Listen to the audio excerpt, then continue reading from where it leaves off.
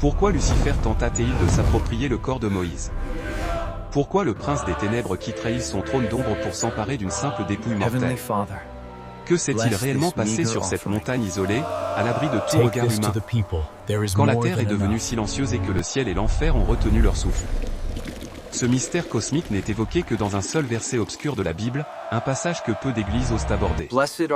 Pourtant, derrière lui se cache non pas une bataille d'épée, mais un affrontement d'autorité divine. Car lorsque Moïse mourut, son histoire n'était pas terminée. Et ce qui s'est produit ensuite révéla à quel point il restait puissant et dangereux pour les ténèbres, même dans la mort. Ceci est le récit de la bataille pour le corps de Moïse. Vous regardez Domaine de lumière, où les vérités anciennes sont dévoilées et les histoires oubliées reprennent vie. Si vous êtes prêt à plonger plus profondément dans les mystères des Écritures, restez avec nous, car ce que vous êtes sur le point d'entendre changera votre perception non seulement de Moïse et de Lucifer, mais de la puissance de Dieu lui-même. Sur le mont Nebo, ce jour-là, le vent lui-même s'était figé en respect. Les roches étaient rugueuses et froides sous ses sandales usées par 40 ans d'errance, et l'air était lourd d'un silence prémonitoire. En contrebas, le Jourdain traçait un ruban d'argent à travers la vallée, serpentant vers la terre promise, ce rêve que Moïse ne toucherait jamais. Il se tenait seul, fixant cette destinée qu'il avait passé une vie entière à poursuivre. Après 120 années aux 40 en Égypte, 40 dans le désert de Madian, et 40 autres à guider un peuple souvent rebelle, mais miraculeusement soutenu, Moïse, le serviteur de Dieu, se tenait à la frontière ténue entre le temps et l'éternité. Ses pieds étaient craquelés par la poussière du désert, sa barbe enchevêtrée par le vent, sa robe déchirée par l'âge et le voyage. Pourtant, l'Écriture affirme que son œil n'était point affaibli et que sa vigueur naturelle n'avait pas disparu. Moïse ne mourait pas d'épuisement ou de décrépitude. Il était rappelé à la maison par la voix de l'Éternité. Il était l'homme qui avait vu le buisson ardent et qui avait survécu. L'homme qui s'était tenu devant Pharaon et avait changé le Nil en sang. L'homme qui avait frappé la mer et l'avait vu se diviser. L'homme qui avait gravi le mont Sinaï et en était descendu avec le feu du ciel brûlant dans ses yeux. Il avait parlé face à face avec Dieu au milieu du tonnerre, de la fumée et des nuées. Et maintenant, tandis que le vent s'éteignait au bord de la montagne, Moïse attendait, calme, silencieux, prêt. Ce n'était pas une mort ordinaire. C'était un départ, une traversée du monde des hommes vers les mains de Dieu lui-même. Le Seigneur lui montra tout.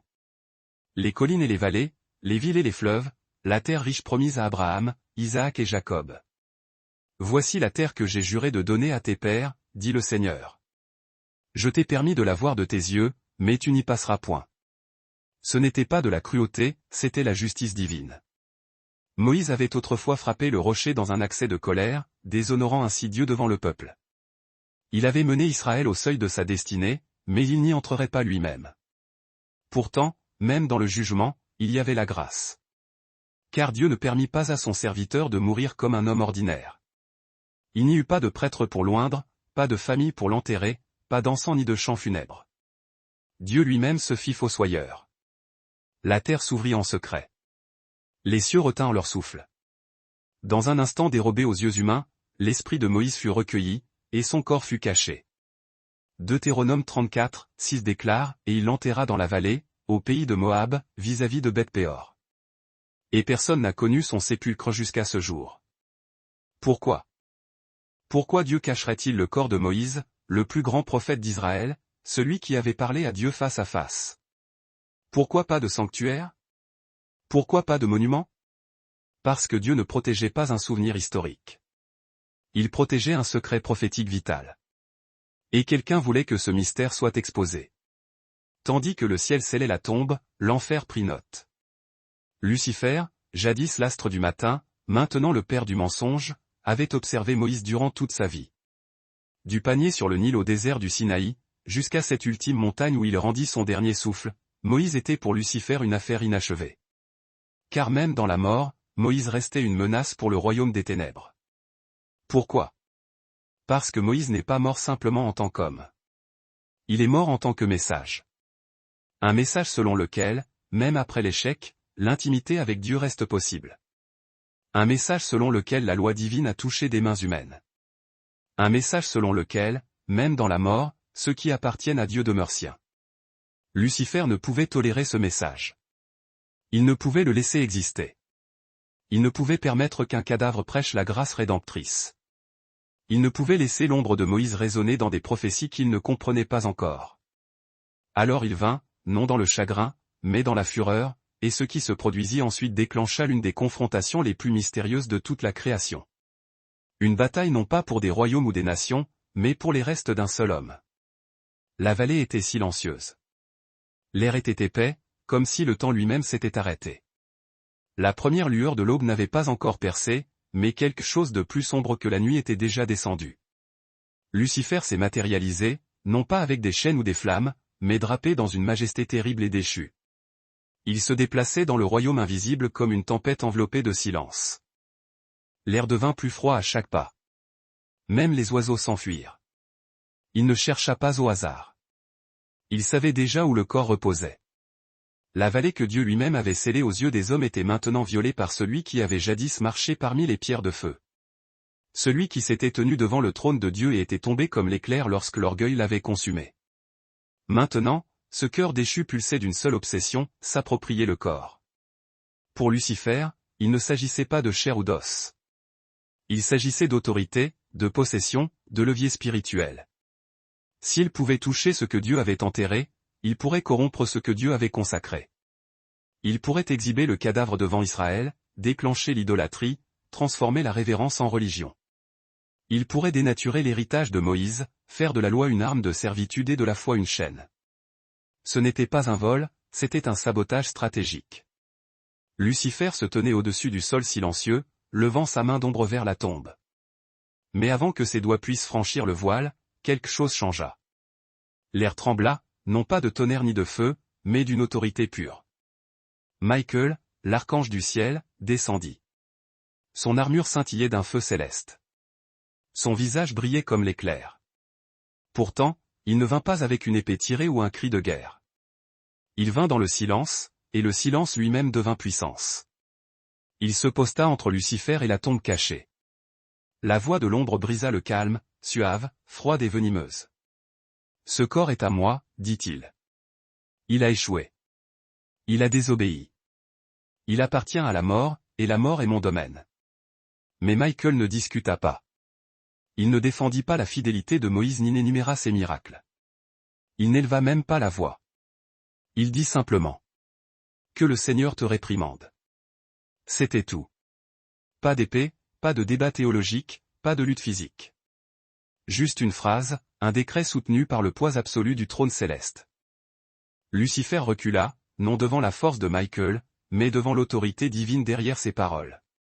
En cet instant, la revendication de Lucifer fut annulée. Il n'avait aucun droit, aucun fondement légal, aucun accès spirituel à ce que Dieu avait scellé. L'alliance que Moïse représentait était hors de portée de l'enfer.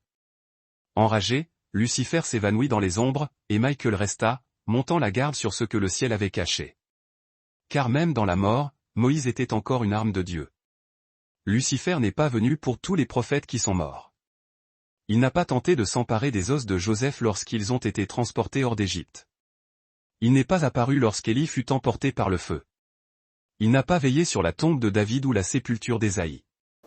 Mais pour Moïse, il est venu en personne. Pourquoi ? Parce que le corps de Moïse n'était pas un simple cadavre. C'était une clé. Une clé vers quelque chose que Lucifer ne comprenait pas encore totalement.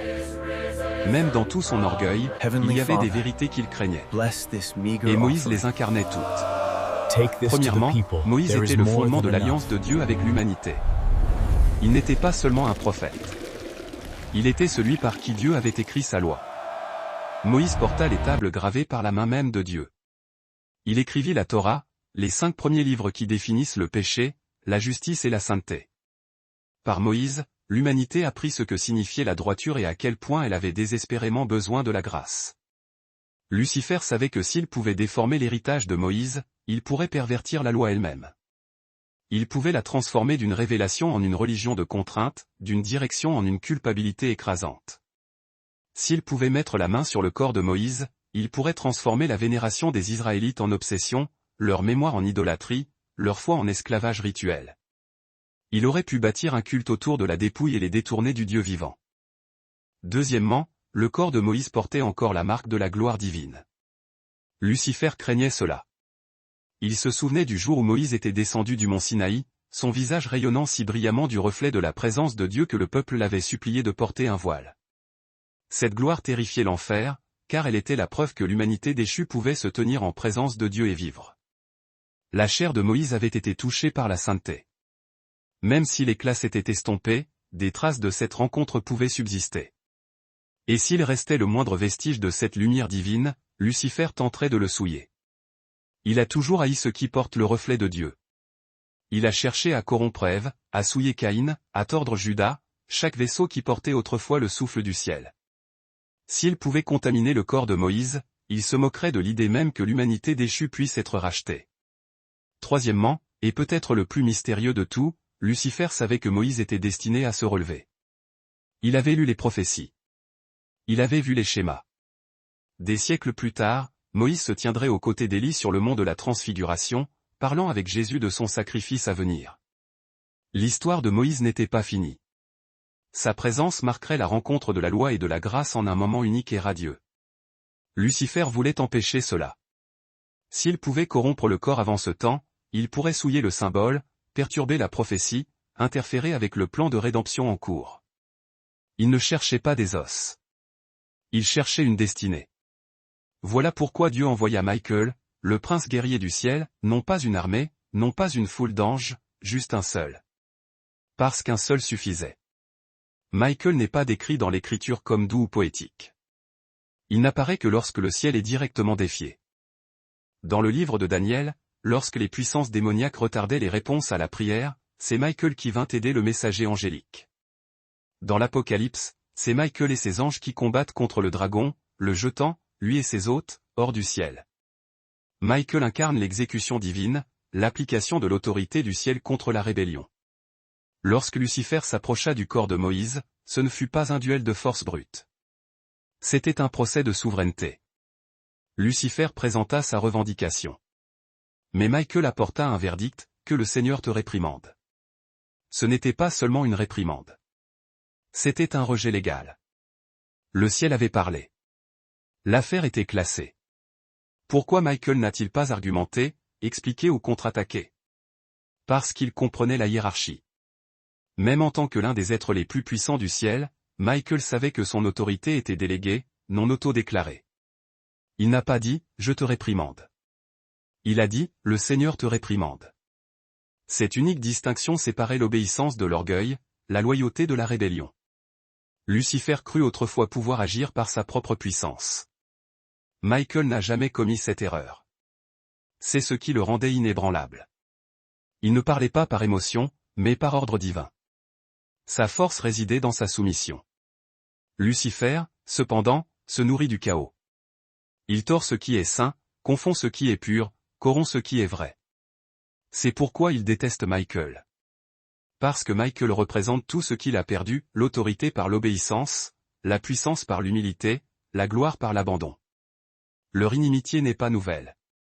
Elle remonte à la rébellion dans le ciel, lorsque Michael mena la charge qui précipita Lucifer hors de la salle du trône de lumière. Sur le mont Nebo, cette rivalité s'est ravivée, non pas pour des mondes ou des armées, mais pour un seul homme dont la mort faisait le pont entre deux alliances. Mais cette bataille concernait plus que Moïse. Elle concernait ce que son histoire représentait pour chaque croyant à venir. L'ennemi ne s'attaque pas seulement aux âmes. Il s'attaque aux héritages. Lucifer ne combattit pas Moïse de son vivant. Il est venu pour lui après sa mort. Parce que parfois, l'influence d'une vie juste est la plus dangereuse pour les ténèbres une fois qu'elle est achevée. Même dans la mort, Moïse restait un témoin. Son histoire prêchait que la grâce triomphe de l'échec, que Dieu rachète ce que le monde rejette. Lucifer voulait ensevelir ce message sous la corruption et le mensonge, mais le ciel est intervenu. Dieu ne permettrait pas que le récit de la rédemption soit réécrit. Alors, que nous enseigne cette ancienne confrontation? Premièrement, elle montre que votre vie et votre héritage appartiennent entièrement à Dieu. Moïse avait des défauts. Il a désobéi, douté et a même tué un homme. Mais il a aussi marché avec Dieu, lui a parlé face à face, et est finalement mort dans ses bras. Quand Dieu le revendiqua, même l'enfer ne put contester. Le Seigneur lui-même l'a enterré, et Michael a monté la garde sur sa tombe. Cela nous dit quelque chose de profond, pour Dieu, votre corps, votre passé, votre avenir, tout cela compte. Le physique et le spirituel ne sont pas séparés pour lui. Votre vie est un terrain sacré. Deuxièmement, elle révèle que Satan continue de s'immiscer là où Dieu est déjà propriétaire. Lucifer n'avait aucun droit sur le corps de Moïse, mais il est venu quand même. Telle est sa nature. Il accuse, trompe et exige l'accès à ce qu'il a perdu. Il fait de même avec les croyants aujourd'hui, murmurant des accusations sur nos échecs. Tu as péché. Tu es disqualifié. Tu m'appartiens. Mais Dieu ne débat pas. Il déclare simplement, que le Seigneur te réprimande. Cette phrase n'est pas seulement un langage angélique. C'est l'autorité spirituelle qui appartient à chaque disciple du Christ. Quand l'ennemi vous rappelle votre passé, vous n'avez pas à débattre avec lui. Vous vous tenez sur l'œuvre achevée de Dieu et prononcez ce même verdict. Que le Seigneur te réprimande. Troisièmement, cette histoire montre que le ciel vous défend même lorsque vous ne pouvez pas le voir. Moïse n'a jamais été témoin de cette bataille. Il était parti. Mais le ciel a combattu pour lui quand même. C'est la beauté de la fidélité de Dieu. Il défend votre nom lorsque vous n'êtes pas là pour vous défendre vous-même. Il protège votre appel même lorsque vous n'êtes pas conscient de la guerre qui fait rage autour de lui. Pendant que vous dormez, il envoie des anges. Pendant que vous luttez, il envoie de l'aide. Pendant que vous êtes silencieux, il parle en votre nom. Et s'il a envoyé Michael, le plus puissant guerrier du ciel, pour protéger la tombe d'un prophète, combien plus gardera-t-il les âmes vivantes qu'il a rachetées? Lorsque vous comprenez cela, la peur perd son emprise. Vos échecs ne vous définissent plus. Parce que même dans la mort, Moïse a été revendiqué par Dieu, et vous l'êtes aussi.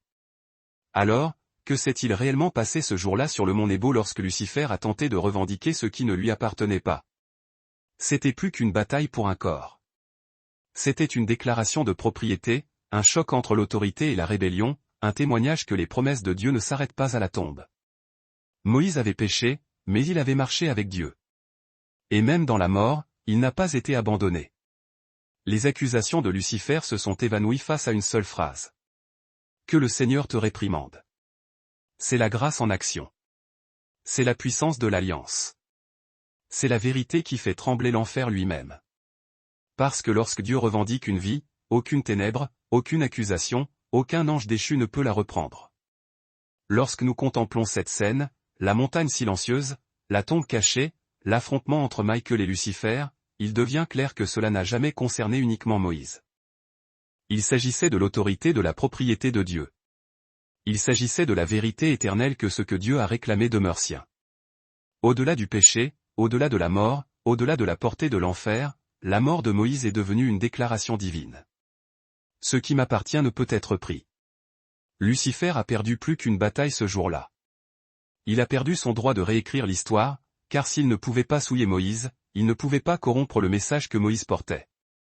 Le message que l'échec n'efface pas l'appel. Que le jugement n'annule pas la grâce. Que le dessein de Dieu peut survivre même à la chair. C'est pourquoi l'histoire résonne encore à travers le temps. Elle ne concerne pas seulement un prophète et un archange. Elle concerne chaque croyant qui s'est demandé si ses erreurs le disqualifiaient du plan de Dieu. Pensez-y. Dieu a enterré Moïse lui-même. Le Créateur de l'univers s'est penché pour déposer son serviteur dans la terre. Il y a de la tendresse dans cet acte, mais il y a aussi de la puissance. Cela nous dit que Dieu assume la responsabilité personnelle de ceux qui sont siens. Il n'abandonne pas son peuple au bord de ses échecs. Il ne le livre pas aux ténèbres juste parce qu'il a trébuché. S'il a revendiqué le corps de Moïse comme sa propre possession, il revendique votre vie de la même manière. Nous séparons souvent le spirituel et le physique, comme si Dieu se souciait de nos âmes mais pas de nos corps, de nos cœurs mais pas de nos histoires. Mais cette histoire brise cette illusion. Pour Dieu, chaque partie de vous, vos pensées, votre passé, vos cicatrices, votre poussière est un terrain sacré. Le corps de Moïse n'était plus utile selon les normes humaines. Il ne pouvait plus guider, ni prêcher, ni se mouvoir. Mais pour le ciel, il était encore assez précieux pour être défendu. Et c'est le genre d'amour que l'ennemi ne peut pas comprendre. La fureur de Lucifer ne s'est pas arrêtée à cette tombe. Il mène encore le même genre de guerre aujourd'hui. Seulement maintenant, elle porte sur votre identité, votre paix, votre but. Il essaie de revendiquer ce que Dieu a déjà déclaré saint. Il murmure des mensonges, utilisant la honte comme langage. Tu as échoué. Tu as désobéi. Tu es disqualifié. Mais rappelez-vous comment Michael a répondu. Il n'a pas argumenté. Il n'a pas négocié. Il a simplement déclaré, que le Seigneur te réprimande. C'est le langage de l'autorité, et il appartient à tous ceux qui marchent dans l'alliance avec Dieu. Lorsque l'ennemi vous rappelle votre passé, vous n'avez pas à vous justifier. Vous n'avez pas à expliquer votre repentance ni à prouver votre valeur. Vous n'avez qu'à vous tenir sous la même autorité qui a fait taire Lucifer et dire, que le Seigneur te réprimande. Parce qu'en cet instant, vous ne parlez pas en tant que victime du péché. Vous vous tenez en tant qu'individu scellé par la grâce. Cette bataille pour le corps de Moïse nous révèle une autre vérité cruciale. Le ciel se bat pour vous dans les lieux que vous ne pouvez pas voir. Moïse n'avait aucune idée que sa sépulture deviendrait le théâtre d'une confrontation cosmique. Il n'a pas vu l'ange descendre ni entendu les accusations proférées contre lui. Mais Dieu l'a vu. Et pendant que Moïse reposait, le ciel défendait son nom. C'est ce que Dieu fait encore pour ceux qui lui appartiennent. Il monte la garde sur les batailles invisibles de votre vie, sur votre réputation, votre famille, votre destinée. Il y a des prières que vous avez oubliées, des paroles que vous n'avez jamais prononcées, des rêves que vous croyez enterrés, et pourtant le ciel s'en souvient. Peut-être vous sentez-vous caché, comme cette tombe en Moab, scellée là où personne ne peut vous trouver. Mais parfois, Dieu cache ce qu'il protège. Parfois, l'obscurité est sa miséricorde. La tombe de Moïse n'était pas un signe de honte. C'était un signe de préservation. Si les Israélites avaient su où il gisait, ils auraient construit des temples, des autels, des idoles. Dieu l'a caché pour maintenir l'accent sur lui-même. De la même manière, lorsque Dieu dissimule des parties de votre histoire, ce n'est pas un rejet, c'est une protection. Des siècles plus tard, cette histoire cachée refait surface. Sur une montagne en Galilée, le voile entre les mondes s'élevait à nouveau. Jésus se tenait transfiguré, son visage brillant comme le soleil, ses vêtements radieux de lumière. Et à ses côtés se tenaient deux figures, Élie et Moïse. L'homme dont Lucifer avait tenté de s'emparer du corps se tenait vivant, glorifié, parlant avec le Fils de Dieu. Ce moment n'était pas aléatoire. C'était l'accomplissement de ce que Michael avait défendu. L'alliance de la loi, incarnée par Moïse, se tenait à côté de l'alliance de la grâce, incarnée par le Christ. Le ciel avait préservé ce moment bien avant qu'il n'arrive. Imaginez si Lucifer avait réussi. Imaginez si le corps avait été corrompu, profané, perdu. Le symbole aurait été brisé. L'image de la loi se tenant à côté de la grâce n'aurait peut-être jamais été complète. Mais le ciel ne perd pas ce qu'il garde. La défense de Michel ne se limitait pas à la mémoire du passé. Elle était tournée vers l'avenir, car elle protégeait l'accomplissement d'une prophétie essentielle. L'archange veillait sur la tenue future d'une rencontre sacrée, un point culminant qui dévoilerait la plénitude de la rédemption, où la loi elle-même, symbolisée par Moïse, et les prophètes, la musique s'intensifie, s'inclinerait devant le Messie triomphant. Telle est la nature grandiose du plan divin. Il traverse les siècles, défiant la frontière de la vie et de la mort. Aucune parcelle n'est vaine, aucune ressource n'est gaspillée, pas même une simple tombe oubliée. Musique. Ainsi, lorsque vous avez l'impression que votre propre histoire a été enterrée sous les décombres de l'oubli, souvenez-vous de Moïse. Quand vous doutez que votre influence puisse encore se faire sentir sur ce monde, rappelez-vous que Dieu possède le pouvoir absolu de ressusciter ce qu'il a lui-même choisi de protéger et de mettre à l'abri. Lorsque l'ennemi cherche à reconquérir un territoire que la grâce a déjà entièrement sanctifié, ancrez-vous dans cette vérité, le Seigneur a toujours le dernier mot pour le châtier et le faire taire. Et si jamais vous vous mettez à douter que votre existence ait encore une quelconque importance aux yeux de l'Éternel, fixez des yeux cette montagne solitaire en Moab et voyez la vérité éclatante, même la poussière d'un serviteur de Dieu est d'une valeur inestimable à ses yeux. Lucifer croyait que la victoire se mesurait à la possession physique ou au contrôle exercé par la force, musique. Mais la victoire de Dieu se manifeste par une pleine souveraineté établie et garantie par l'alliance inaltérable. Le tentateur exigeait une preuve irréfutable que Moïse lui appartenait, que le corps était la propriété de la mort et de la loi. Dieu a répondu par un silence souverain, une démonstration d'autorité absolue, et un tombeau scellé et dissimulé. Cette sépulture est devenue, par essence, la preuve que Moïse n'appartenait pas au domaine de la mort, mais exclusivement à celui qui l'avait appelé. Et, des siècles plus tard, elle est devenue la scène majestueuse où s'est jouée une gloire de résurrection. Vous faites partie intégrante de cette même histoire éternelle. Musique, si vous appartenez véritablement à Dieu par l'alliance du sang, alors vos échecs passés ne peuvent en aucun cas effacer la vocation qu'il a placée sur votre vie. Votre mort, qu'elle soit littérale ou symbolique, la fin d'une saison, la perte d'un rêve ne marque jamais l'arrêt définitif de votre influence et de votre témoignage. Ce qu'il revendique, il le préserve jalousement. Ce qu'il enterre, musique, il le fait ressusciter, et ce qu'il choisit de cacher aux yeux du monde, il le révélera dans son temps parfait. Les stratagèmes de Lucifer n'ont pas varié d'un iota. Il surgit encore aujourd'hui pour contester la propriété de Dieu sur vous, pour tordre, musique, la vérité dans l'ombre et pour réclamer ce qui n'a jamais été à lui. Mais l'autorité, elle non plus, n'a jamais faibli. La même puissance inébranlable qui l'a fait taire à l'époque de Moïse le réduit au silence aujourd'hui. Les mêmes paroles qui ont défendu le corps du prophète sont votre défense, que le Seigneur te réprimande. Par conséquent, lorsque vous vous sentez attaqué, profondément incompris, ou injustement condamné, n'oubliez jamais la leçon immuable du Mont Nebo. La force véritable de votre défense ne réside pas dans la justesse de votre argumentation ou dans la puissance de vos paroles. Elle émane uniquement de l'autorité qui vous couvre. Vous n'avez pas besoin de hausser la voix. Vous n'avez pas besoin de vous épuiser à lutter. Il vous suffit de vous tenir fermement dans l'œuvre qui est déjà et totalement achevée en Christ. Car, en définitive, cette bataille céleste pour la dépouille de Moïse n'était pas seulement une querelle sur les restes d'un prophète influ. C'était une démonstration de souveraineté, une confirmation de l'identité éternelle, et l'assurance de notre sécurité absolue. C'était l'affirmation du pacte qui lie le ciel et la terre, la promesse solennelle que ceux qui sont revendiqués par Dieu ne pourront jamais être perdus. Et cette même promesse est inscrite en lettres de feu sur le parchemin de votre propre existence. Alors, lorsque vous vous sentez marginalisé ou oublié, souvenez-vous de Moïse. Lorsque l'ennemi insidieux murmure que vous êtes tombé trop bas, au-delà de toute rédemption, rappelez-vous que Dieu lui-même a choisi d'ensevelir Moïse, un acte d'appropriation et de le ramener ensuite dans la gloire radieuse, témoin du Messie. Si Dieu s'est battu pour défendre une sépulture anonyme, soyez certain qu'il défendra votre vie avec infiniment plus de ferveur. Car ceci n'est pas qu'une simple anecdote d'un conflit antique et lointain. C'est un puissant rappel que la grâce est infiniment plus forte que toute forme d'accusation, que la lumière triomphe encore et toujours des ténèbres les plus épaisses, et que chaque vie que Dieu revendique comme sienne est, pour l'éternité, absolument intouchable.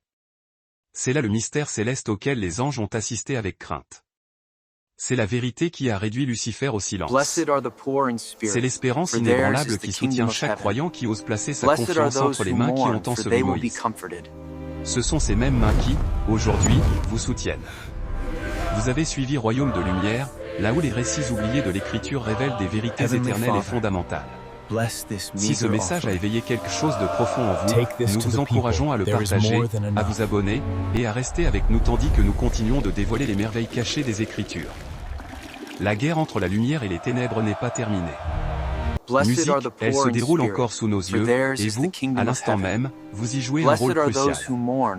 Jusqu'à la prochaine fois, soyez vigilants. Restez ancrés dans la vérité et demeurez inébranlablement attachés à lui. Heavenly Father, bless this meager offering. Take this to the people, there is more than enough.